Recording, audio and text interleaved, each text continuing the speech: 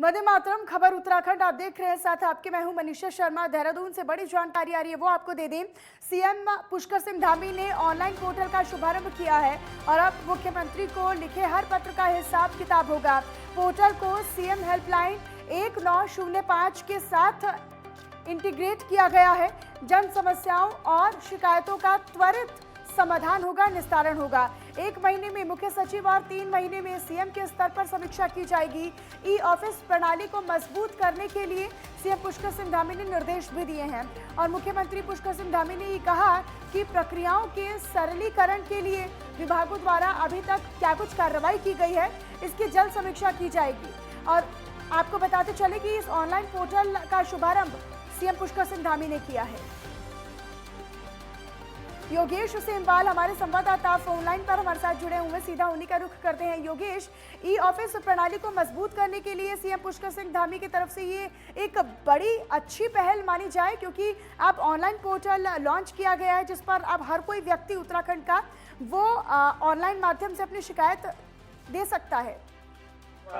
जी बिल्कुल, एक इसको बहुत नींव का पत्थर माना जा सकता है। जिस तरह से जब एक आम आदमी की अगर बात करें तो अधिकारियों के चक्कर और विभागों के चक्कर ही वो लगातार रह जाता है और इससे बहुत ज्यादा परेशानी उस आम आदमी को होती है। शायद स्थिति ये तक हो जाती है कि आम आदमी विभागों को समझ नहीं पाता और विभाग के चपरासी भी उन्हें घुमाते रहते हैं। ये सब चीजें आम लोगों के लिए बहुत ज्यादा परेशानी भरे रहे हैं। लेकिन अब जिस तरह से इस पोर्टल का शुभारंभ हुआ है, इससे तो इतना जरूर है कि आम आदमी को अब विभागों के चक्कर नहीं काटने पड़ेंगे और अगर चक्कर काटने पड़ रहे हैं तो वो अपनी शिकायत भी दर्ज करा सकता है, जिसमें जिस तरह से खुद मुख्यमंत्री ने कहा है कि उस पर तुरंत एक्शन लिया जाएगा, तो इसका फायदा जो है वो आम लोगों को ही होगा। जिस तरह से अब ये शुरुआत हुई है, एक बड़ी शुरुआत इसको माना जा रहा है और आने वाले दिनों में जब पूरी तरह से इस पर कामकाज शुरू हो जाएगा, जो ये पोर्टल है ये काम करना शुरू कर देगा और ज्यादा से ज्यादा लोग इस पर शिकायतें करने लगेंगे, तो इससे जरूर ये है कि जो विभाग हैं वो अपनी कार्यप्रणाली को भी जो है वो सुधारेंगे। आम लोगों से जो इंटरेक्ट होता है उनका उसको भी शायद बढ़ाएंगे। योगेश, और इसमें पूरा प्रोसेस बाकायदा पूरा प्रोसेस जो है वो तैयार किया गया है।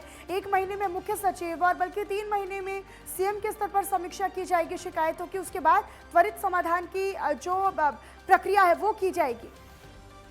बिल्कुल, यही सबसे बड़ी बात है कि खुद इस पे मुख्यमंत्री जो है वो फोकस रखेंगे इसमें और मुख्य सचिव फोकस रखेंगे। अगर दोनों ही इस पर देखेंगे कि किस तरह से कामकाज चल रहा है, क्या जो शिकायतें हैं उनका निवारण हो रहा है कि नहीं हो रहा है, इससे फायदा जो है वो आम लोगों को ही होगा और आम लोगों को फायदा होगा। क्योंकि आम आदमी अगर बात करे तो वो डरता है विभागों से, उसको विभागों में दौड़ाया जाता है, चक्कर उसको कटवाए जाते हैं, ये सब चीजें बहुत ज्यादा होती हैं। इस वजह से भी ये फायदेमंद है ये पोर्टल।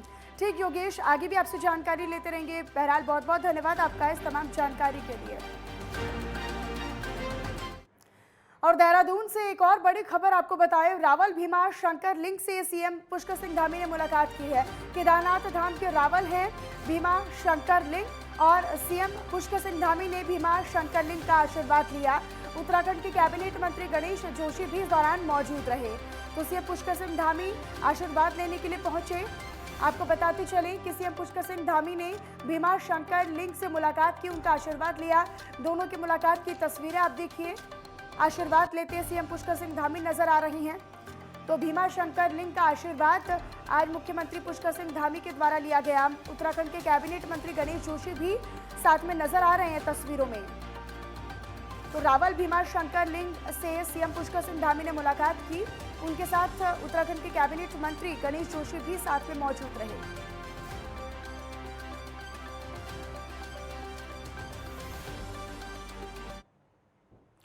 सतपाल महाराज ने पीडब्ल्यूडी विभाग की बैठक की। बड़ी जानकारी आपको दें, विभागीय अधिकारियों को सख्त निर्देश दिए गए। आने वाले मॉनसून सीजन के लिए तैयार रहे, सतर्क रहे, सारे पुलों की सेफ्टी को चेक किया जाए। सतपाल महाराज ने ये निर्देश दे दिए हैं अधिकारियों को। बिना अप्रूवल काम करने पर सख्त कार्रवाई होगी। बताते चले कि उत्तराखंड सरकार में वरिष्ठ मंत्री सतपाल महाराज लगातार अपने तमाम विभागों के अधिकारियों और पदाधिकारियों के पेच कस रहे हैं। शुक्रवार को उन्होंने सचिवालय वीरचंद्र सिंह गढ़वाली सभागार में लोक निर्माण विभाग की समीक्षा बैठक की और इस दौरान उन्होंने आने वाले मॉनसून सीजन को लेकर विभागों की सभी तैयारियों का जायजा लिया। और ये तस्वीरें आप देखिए, जिस तरीके से अधिकारियों के साथ समीक्षा बैठक कर रहे हैं सतपाल महाराज और तमाम चीज़ों के तैयारियों का जायजा ले रहे हैं। साथ ही साथ उन्होंने इस दौरान चारधाम यात्रा के तहत आने वाली सभी चुनौतियों से निपटने के लिए अधिकारियों को तैयार रहने के सख्त निर्देश दिए हैं। बताते चले कि सतपाल महाराज ने लोक निर्माण विभाग के अधिकारियों को सख्त हिदायत भी दे दी है। साथ ही साथ कैबिनेट मंत्री सतपाल महाराज ने वन विभाग के एक मामले का उदाहरण देते हुए ये कहा कि इस तरह की कार्रवाई बिल्कुल भी बर्दाश्त नहीं की जाएगी। उन्होंने कहा कि बिना अनुमति और बिना परमिशन के काम किया गया तो उस पर कार्रवाई होगी। सतपाल महाराज ने लोक निर्माण विभाग के सभी अधिकारियों को सख्त तौर पर निर्देश दे दिए हैं कि 15 जून से पहले सड़कों के किनारे बनने वाली नालियों का निर्माण कार्य पूरा किया जाए ताकि मॉनसून सीजन जो कि आने वाला है उसमें सड़कों को कम से कम नुकसान हो। वहीं इसके अलावा उन्होंने देहरादून शहर में खास तौर पर स्मार्ट सिटी के कार्यों को लेकर नाराजगी जाहिर की। सतपाल महाराज ने स्मार्ट सिटी, शहरी विकास विभाग, पर्यटन, सिंचाई और लोक निर्माण विभाग के एक संयुक्त बैठक करने का सख्त निर्देश दिया और उन्होंने ये भी कहा कि इन सभी विभागों का आपस में समन्वय स्थापित होना चाहिए ताकि कहीं पर भी ना पैसे की बर्बादी हो और ना ही आम जनता को परेशानी का सामना करना पड़े। इसमें सब तैयारियां हमारी बिल्कुल हम जागरूक हैं, तैयारियां हमारी पूरी हो चुकी हैं। ये बैठक जो थी, ये समीक्षा बैठक थी, इसमें हमने काफ़ी बिंदुओं पर जो है चर्चा की है।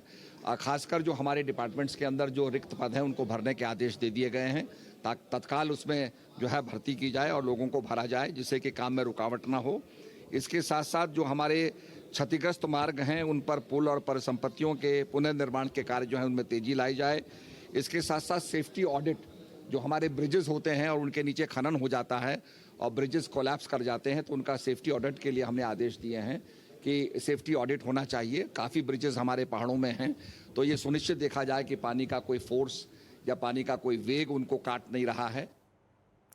और उधर उत्तराखंड के सिंचाई विभाग मंत्री सतपाल महाराज ने अधिकारियों से फीडबैक लिया जहां गर्मी के दिनों में सिंचाई की व्यवस्था को सुधारने को लेकर चर्चा हुई, जहां किस तरह से इस परेशानी से निपटा जाए, इसका समाधान किया जाए।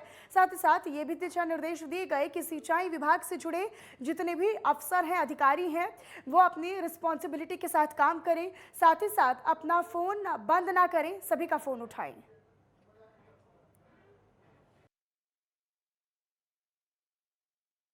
के लिए भी आदेश हमने दिए हैं, मॉनिटरिंग की है और कहा है कि भाई हमारे जो ऑफिसर्स हैं उनको रिस्पॉन्सिबिलिटी से काम करना चाहिए और हमने ये भी कहा है कि आप इंटरेक्शन करें, जो हमारे ब्लॉक प्रमुख हैं उनसे भी बातचीत करें, कौन कौन सी नहरें जो हैं चालू करनी हैं, रुकी हुई हैं, आप करेंगे।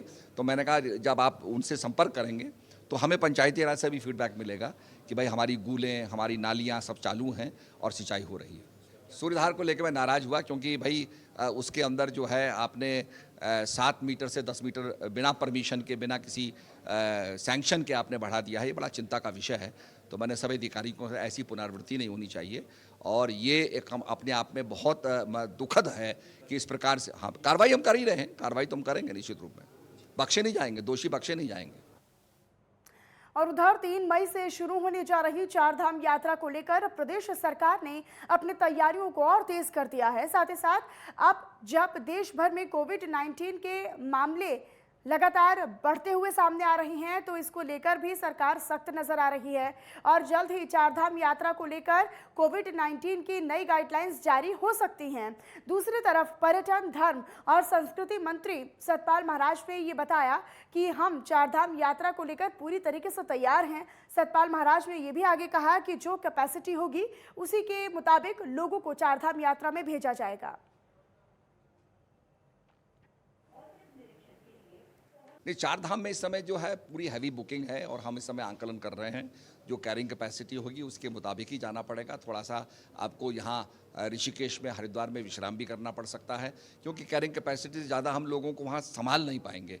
तो ये बहुत आवश्यक है। मंदिरों में भी अच्छी व्यवस्था हम कर रहे हैं ताकि हज़ारों लोगों को दर्शन हो जाएं। हम समय अवधि भी बढ़ा देंगे, ये भी हमने कहा है और सारी परंपराओं का ध्यान रखा जाएगा और निश्चित रूप में भगवान बद्री, विशाल, केदारनाथ, यमुनोत्री, गंगोत्री में पूजा होगी। पहली पूजा हमारे यशस्वी प्रधानमंत्री नरेंद्र मोदी जी के नाम से होगी। वो देश की मंगल कामना करेंगे और उनकी मंगल कामना के लिए पूजा की जाएगी। उसके बाद और पूजा होंगी। लोक निर्माण विभाग के आउटसोर्स कर्मचारियों का विभाग के मुख्यालय पर आंदोलन लगातार जारी है और इसे खत्म करने के साथ ही कर्मचारियों की मांगों के निस्तारण को लेकर भी विभागाध्यक्ष ने शासन के मार्गदर्शन मांगा है और इसके लिए प्रमुख सचिव लोक निर्माण विभाग को भेजे गए पत्र में कर्मचारियों की मांगों का ब्यौरा दिया गया है। बताते चले कि विभागीय संविदा पर रखने की मांग को लेकर आउटसोर्स वाहन चालक ऑपरेटर हेल्प विद्युत यांत्रिक संयुक्त कर्मचारी संघ लोक निर्माण विभाग से जुड़े कर्मचारी पीडब्ल्यूडी मुख्यालय पर धरना भी दे रहे हैं।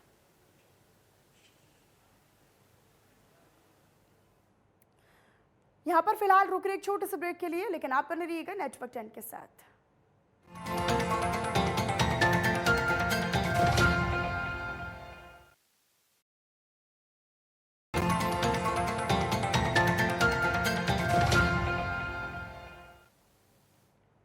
ब्रेक के बाद एक बार फिर से आप सभी का बहुत बहुत स्वागत है। रुक करते हैं बुलेटिन में कुछ और खबरों की तरफ। उत्तराखंड में शिक्षा विभाग के अफसर, शिक्षक और कर्मचारी अपनी शिकायतों को लेकर सीधे उच्च अधिकारी या फिर सरकार से अब नहीं मिल सकेंगे। दरअसल शिक्षा विभाग के अधिकारी, शिक्षक और कर्मचारियों की समस्याओं की सुनवाई और कार्रवाई के लिए अब से प्रदेश भर में 111 शिकायत निवारण प्रकोष्ठ काम करेंगे और ये सभी प्रकोष्ठ ब्लॉक से प्रदेश स्तर तक 4 चरणों में बनाए गए हैं। स्थानीय स्तर पर समस्याओं का हल न निकलने पर ही उसे उच्च स्तर पर बैठाया जाएगा।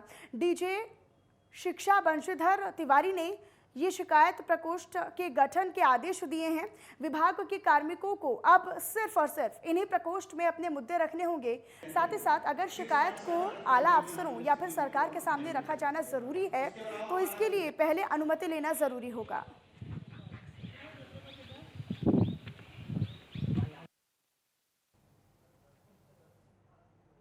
और उधर मसूरी देहरादून मार्ग पर सड़क किनारे हो रहे अवैध अतिक्रमण और अवैध निर्माण को लेकर जिला प्रशासन ने अपनी तरफ से कार्रवाई शुरू कर दी है। दरअसल जिलाधिकारी डॉक्टर राजेश कुमार के निर्देशों के बाद एसडीएम सदर मनीष कुमार और एसडीएम मसूरी नरेश चंद्र दुर्गापाल के नेतृत्व में अतिक्रमण को हटाने की कार्रवाई की गई। बताते चले कि मसूरी देहरादून रोड पर लोक निर्माण विभाग द्वारा सड़क किनारे 26 अवैध निर्माण को चिन्हित किया गया, जिनको ध्वस्त करने की कार्रवाई की जा रही है। और वहीं दूसरी ओर मसूरी देहरादून विकास प्राधिकरण ने मसूरी देहरादून रोड पर सड़क किनारे 202 पक्के निर्माण को चिन्हित किया है, जिसको लेकर प्राधिकरण द्वारा अवैध निर्माण को हटाए जाने के निर्देश दिए गए हैं। माना यह भी जा रहा है कि अगले 2 दिनों में बड़े अवैध निर्माणों पर भी बड़ी कार्रवाई हो सकती है।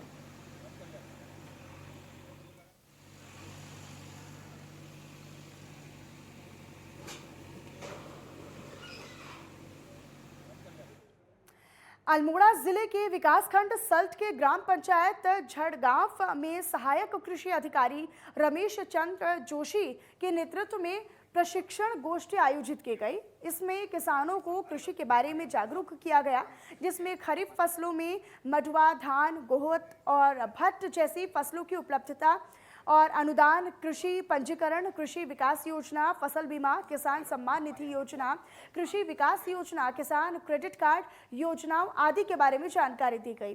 साथ ही साथ किसानों को इस दौरान कई प्रकार की योजनाओं के बारे में भी बताया गया।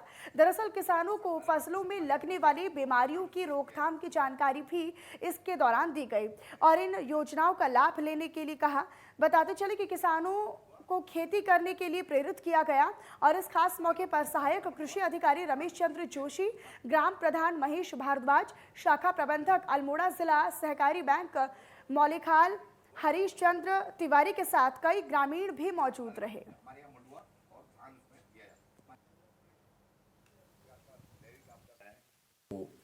किसान क्रेडिट कार्ड, फसल बीमा, किसान सम्मान निधि, पीएम किसान, इनकी जानकारी दी। उसके बाद फलों के बीमा के बारे में बताया और उसके बाद हमने आगामी रबी की फसलों जो फसलें बोई जाएंगी इनके बारे में किसान को जानकारी। और वहीं बाजपुर से अगली खबर आपको बताएं, जहां पर चीनी मिल के पेराई सत्र में आई दिक्कतों और परेशानियों की जांच के लिए शुगर फेडरेशन के निर्देश पर 3 सदस्यीय टीम जांच के लिए बाजपुर पहुंची, जहां जांच टीम ने शुरुआती तौर पर किसानों से वार्ता की और किसानों की समस्याओं की जानकारी ली। आपको ये भी बताएं कि बाजपुर चीनी मिल के बीते पेराई सत्र में तकनीकी समस्याओं के चलते चीनी मिल का पेराई सत्र सही तरीके से नहीं चल पाया था, जिससे चीनी मिल को काफी नुकसान का सामना भी करना पड़ा। और इसी के चलते बाजपुर के किसानों की तरफ से चीनी मिल में आई दिक्कतों की जांच की मांग की जा रही थी, जिसके चलते शुगर फेडरेशन ने बाजपुर चीनी मिल की तकनीकी समस्याओं की जांच के लिए 3 सदस्यीय टीम का गठन किया। और वहीं जांच टीम के अध्यक्ष विवेक प्रकाश ने इस दौरान ये बताया कि शुगर फेडरेशन के निर्देश पर जांच टीम का गठन किया गया है, जिसमें चीनी मिल की तकनीकी समस्याओं की जांच की जाएगी। उन्होंने ये भी कहा कि जो भी समस्याएं सामने आएंगी उनकी रिपोर्ट बनाकर फेडरेशन को भेजी जाएगी, जिससे समय पर चीनी मिल की समस्याओं को समाप्त किया जा सके।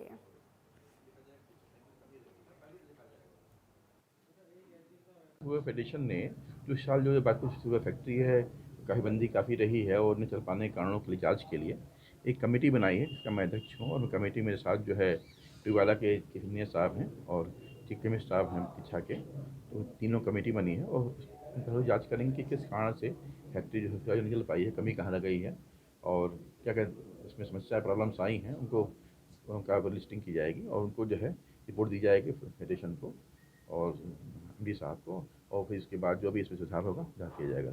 उसके फिर बताया आपसे कि हर एंगल दिखाया जाएगा किस पॉइंट पे कमी रही है। उसमें बॉयलर बेसिक पार्ट है, मिल्क का भी है, बॉयलर का भी है, बॉयलिंग हाउस का भी है, टरबाइन का भी इशूज है, सब चीज़ें रहती हैं। तो सारे किस एंगल कमी रही है।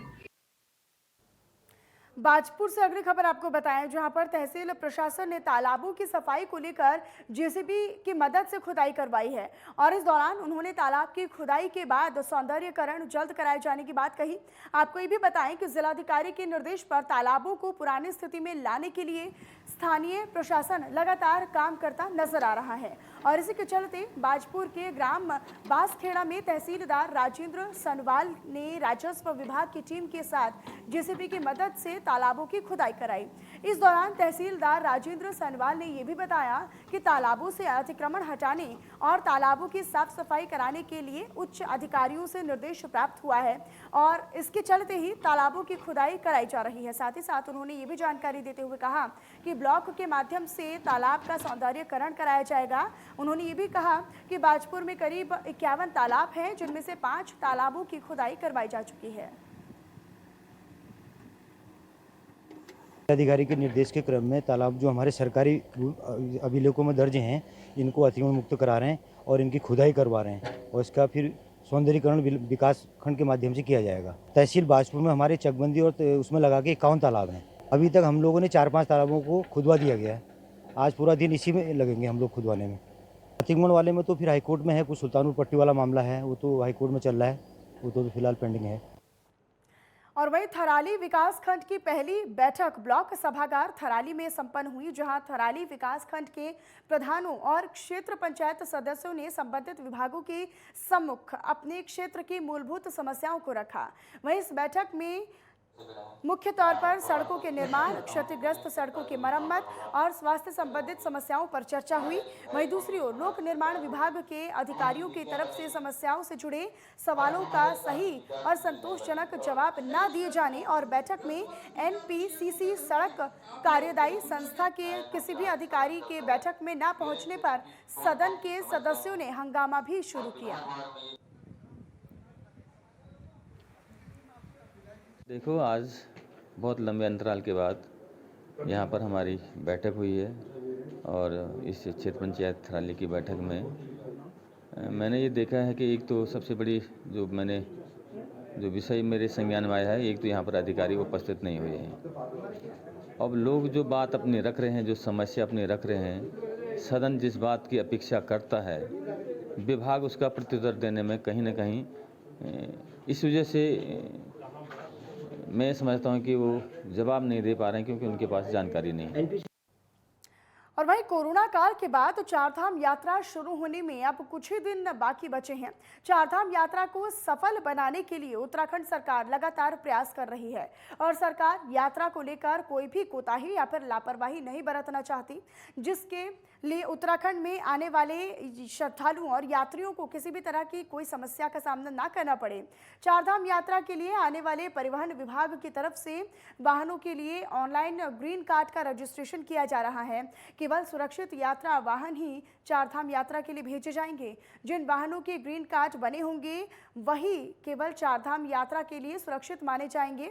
और यात्रियों की सुरक्षा के लिए उत्तराखंड प्रवेश द्वार नारसन बॉर्डर पर भी परिवहन विभाग एक कैंप लगाएगा, जिसमें उत्तराखंड में प्रवेश करने वाले यात्री वाहनों की परिवहन विभाग जांच भी करेगा। वहीं वाहनों में किसी भी तरह की दिक्कत या फिर परेशानी आने पर उन्हें चारधाम यात्रा पर जाने नहीं दिया जाएगा।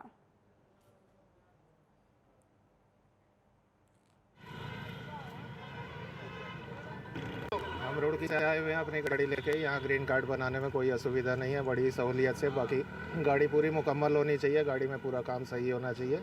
ग्रीन कार्ड हमें आसानी से उपलब्ध हो रहा है, हमें कोई कठिनाई कोई परेशानी नहीं। 2 साल से बंद होने के कारण कोरोना काल में आर्थिक अवस्था हमारी सभी की बहुत ख़राब थी, गाड़ी वाले सभी की। अब यात्रा चली है तो हमें थोड़ी संतुष्टि भी है कि हमारा आमदनी हो। बनने ऑफिस में शुरू हो गए हैं, सभी ऑफिस में अप्लाई किया जा सकता है। और इस बार जो इसकी प्रोसेस है बहुत सिंपल है, सब कुछ ऑनलाइन ही अप्लाई करना है। बस उसके भौतिक निरीक्षण के लिए ऑफिस में गाड़ी को एक बार लेके आना होगा और प्रिंट आउट के लिए जैसे पहले लाइन में लगना पड़ता था और फ़ोटो वेरीफाई कराना पड़ता था, ऐसा कुछ नहीं है, सब कुछ ऑनलाइन है। आप एक बार निरीक्षण हो जाएगा, उसके बाद प्रिंट भी ऑनलाइन निकाल सकते हैं। और उधर ऊखी मठ की केदार घाटी में मौसम का मिजाज अब बदल चुका है। दरअसल इसके चलते तेज हवाओं और बादलों की गर्जनाओं के साथ ही बारिश भी शुरू हो चुकी है। मौसम में बदलाव के बाद केदारनाथ, मद्महेश्वर और तुंगनाथ धामों के तापमान में भी गिरावट दर्ज की गई है और इसी के साथ हिमालयी इलाकों में बर्फबारी के आसार भी नजर आ रही हैं। कुछ ही स्थानों पर ओलावृष्टि की भी जानकारी मिल रही है।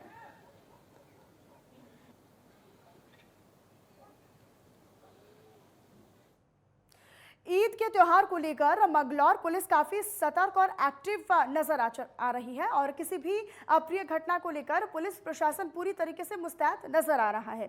इसी कड़ी में आज नवनियुक्त मंगलौर कोतवाल राजीव रौथाण ने मंगलौर पुलिस चौकी में कस्बे के समस्त गणमान्य लोगों के साथ एक संयुक्त बैठक का आयोजन किया। दरअसल इस बैठक में नगर के वरिष्ठ नागरिकों समेत मंगलौर नगर पालिका के पूर्व चेयरमैन चौधरी इस्लाम, वर्तमान चेयरमैन प्रतिनिधि डॉक्टर शमशाद समेत सभासद और जिम्मेदार लोग भी मौजूद रहे। कोतवाल राजीव रौथाण का ये कहना रहा इस दौरान कि ईद के त्यौहार को शांतिपूर्ण मनाएं और अगर किसी तरह का कोई व्यक्ति सोशल मीडिया या फिर किसी तरह की धार्मिक टिप्पणी करता है तो उसकी जानकारी तुरंत पुलिस को दें।